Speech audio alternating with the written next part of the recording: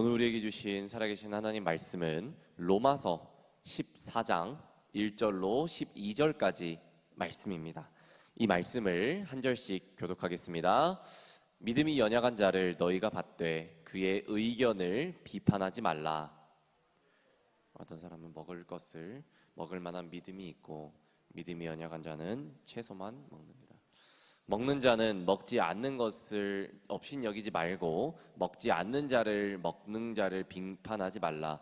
이는 하나님이 그를 받으셨음이라.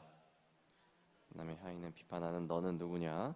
그가 서 있는 것이나 넘어지는 것이 자기 주인에게 있음에 그가 세움을 받으리니 이는 그를 세우시는 권능이 주께 있음이라. 어떤 사람은 이 날을 저 날보다 낮게 여기고 어떤 사람은 모든 날을 같게 여기나니 각각 자기 마음으로 확정할지니라.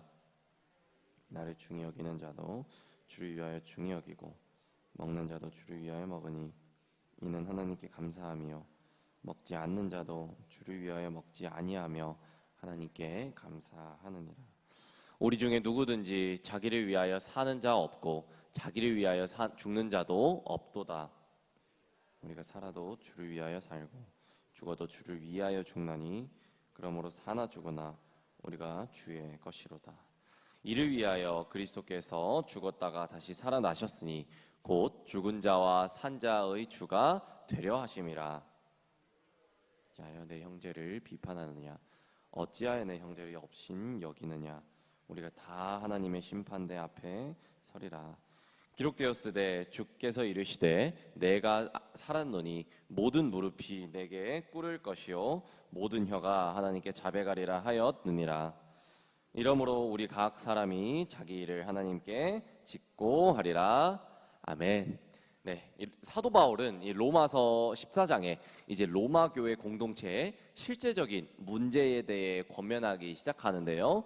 그 문제는 바로 이 공동체를 완전히 파괴할 수 있는 잠재력을 가진 그 심각한 분열 문제였습니다. 어떤 문제였을까요?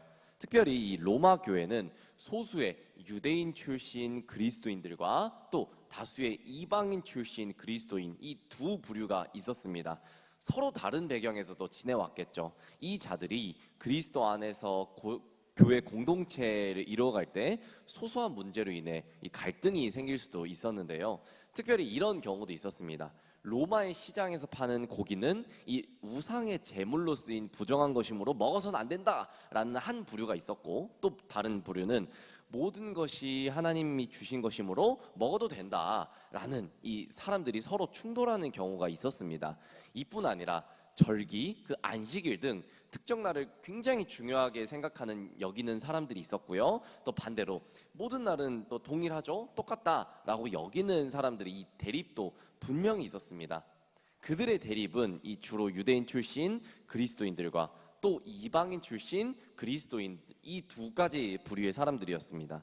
이 사도 바울은 로마서 14장에서 그런 문제들로 인해서 서로 비판하거나 상대를 시험에 빠지게 하지 말라라고 강조하는데요. 사도 바울이 이 문제를 너무나도 중요하게 지금 강조하고 있는 이유는 사도 바울의 입장에서 로마 교회는 앞으로 크게 사역할 이제 이방인 선교의 중요한 역할을 해야 되는데, 이렇게 분열하는 공동체가 생긴다면 그 선교의 전초기지 역할을 수행할 수가 없겠죠. 그렇기 때문에 사도 바울은 이 문제를, 이 분열의 문제를 너무나도 심각하게 여겼던 것입니다. 그뿐 아니라 사도 바울의 이 복음 핵심 메시지는 유대인이나 이방이나 모두가 이 예수를 통해서 하나님의 자녀와 백성으로 부르심을 받았다는 것인데, 지금 현재 이 두 그룹의 문제가 있다는 것이 그가 전하는 복음에 문제를 제기할 수 있었기 때문에 이 문제를 지금 심각하게 다루고 있다는 것이죠. 그러나 무엇보다 로마서는 이러한 교회의 문제들을 로마서 앞장에서 다루기보다도 오늘처럼 이 서신의 마지막 부분에 두고 앞에 부분에서는 복음에 대한 충분한 설명을 함으로써 자연스럽게 이 로마서의 편지를 받아들이는 성도들이 그들의 복음을 듣고 이해한다면 이 문제의 합의점을 찾을 수 있지 않을까라고 생각했기 때문에 바울은 이 오늘 로마서 후반부의 말씀에 이 권면의 문제를 드러냈던 것이죠. 그래서 이 로마서 1장부터 지금까지 복음을 충분히 제시하던 사도 바울은 이제 이 문제에 대해서 복음을 통해 해결책을 제시하고자 했던 것이죠. 이 바울은 앞선 12장과 13장의 말씀을 통해서 성도의 삶의 중요한 교회, 그리고 이 세상 속에서의 삶의 자세 등 주로 성도들의 윤리적 실천을 위한 사실들을 기록했습니다. 이어서 14장과 15장 말씀에서는 로마 교회 안에서 일어나는 유대인 출신 성도와 이방인 출신 성도 간의 분쟁의 원인을 보다 구체적으로 기록을 하면서요, 그 문제들을 해결하는 방법에 대해서도 기록하고 있다는 것이죠. 그중 오늘 본문이 1절부터 12절까지는 믿음이 강한 자와 또 믿음이 약한 자에 대해서 말씀하는데요. 믿음이 강한 자라면 믿음이 약한 자의 모습을 보고 함부로 의심하거나 정죄해서는 안 된다라고 강조합니다. 왜냐하면은 믿음이 약한 자는 또 믿음이 약한 자를 연단시키고 교육시키는 분은 우리가 아니죠. 바로 주 하나님이시기 때문에 믿음이 강한 자가 함부로 그를 판단함으로 넘어뜨리게 해서는 안 된다라는 사실을 오늘 본문은 교훈하고 있다는 것이죠. 그래서 오늘 본문의 이 사도 바울의 권면을 정리하자면 두 가지로 볼 수가 있습니다. 첫 번째로는 바로 함부로 형제를 비판하지 말라는 것입니다. 아까 서두에도 언급했듯이 당시 로마 교회 교인들 중에서는 시장에서 판매되던 대부분의 고기가 이 우상 제물이었기 때문에 이를 꺼림칙하게 생각해서 아예 채식만 하는 사람도 있었고요. 유대교회에 속해 있을 때처럼 안식일이나 절기 등 이것들을 강력하게 지키는 것을 중요시 여기는 사람들도 분명히 있었습니다. 이렇게 고기와 안식일에 구애받는 사람이 있는가 하면 반대로 이러한 문제들에 대해서 전혀 개의치 않고 자유롭게 신앙생활을 하는 사람들도 있었습니다. 문제는 이들이 서로의 행동을 이해하지 못하면서 분쟁하기 시작했던 것이죠. 이에 대해 바울은 그들의 행동을 비판함과 동시에 하나님의 주권을 강조합니다. 이 말씀이 바로 4절의 말씀에 통달하게 나타나 있는데요. 4절 말씀을 함께 읽겠습니다. 남의 하인을 비판하는 너는 누구냐? 그가 서 있는 것이나 넘어지는 것이 자기 주인에게 있음에 그가 세움을 받으리니 이는 그를 세우시는 권능이 주께 있음이라. 아멘. 네, 바울은 이 하인을 판단하는 권한이라는 예문을 또 들면서 설명하는데요. 하인을 판단하는 권한, 오직 자기 주인에게 있지요. 마치 군인은 이제 자기 상관에게만 명령을 듣겠죠. 자기 자신과 상관없는 민간인의 명령을 듣지 않는 것과 같다는 것입니다. 즉 우상의 제물을 먹든 먹지 않든 또 절기를 강력하게 지키든 안 지키든 그 두 부류의 사람들 모두 하나님께서 세우신 피조물이기 때문에 판단하시는 분은 오직 하나님 한 분이심을 강조하는 말씀이 바로 오늘 사도 바울이 말하는 첫 번째 교훈, 형제를 비판하지 말 것을 교훈하고 있는 것이죠. 오히려 중요한 것은 오늘 본문의 8절의 말씀처럼 어떤 것이 옳고 그르냐의 문제가 아니라 이들 모두가 그 일을 주님을 위해 혹은 주님께 감사하며 하는 것임을 언급합니다. 그래서 그 말씀인 8절 말씀을 다시 한번 읽을 텐데요. 함께 읽겠습니다. 우리가 살아도 주를 위하여 살고 죽어도 주를 위하여 죽나니 그러므로 사나 죽으나 우리가 주의 것이로다. 아멘. 여러분, 믿음이 연약한 지체를 함부로 비판하지 않는 것, 지금까지 사도 바울이 강조했던 사랑의 실천이 되겠습니다. 하나님이 선택한 사람이신데, 하나님이 고르신 사람이신데 내가 배제하고 내가 앞장서서 비판하는 것은 사랑이 아닌 것이죠. 참된 권면과 참된 훈계가 아니라는 것입니다. 그 사람이 넘어지고 서는 것의 주권은 주님 대신 주 하나님께 있으니 우리가 함부로 비판하고 정죄하는 것은 바로 내가 하나님의 자리에 올라서는 월권행위가 된다는 것이죠. 그것은 도리어 우리가 하나님 앞에 심판을 받을 만한 일이 될 것입니다. 사랑하는 여러분, 우리가 사랑하는 형제를 보면서 어떤 생각을 하고 계신지요?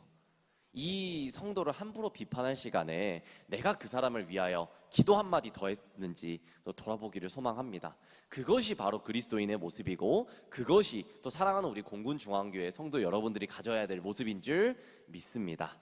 둘째, 이 사도 바울이 권면하는 것은 서로 받으라라는 것입니다. 여러분, 서로 받으라 무슨 뜻입니까?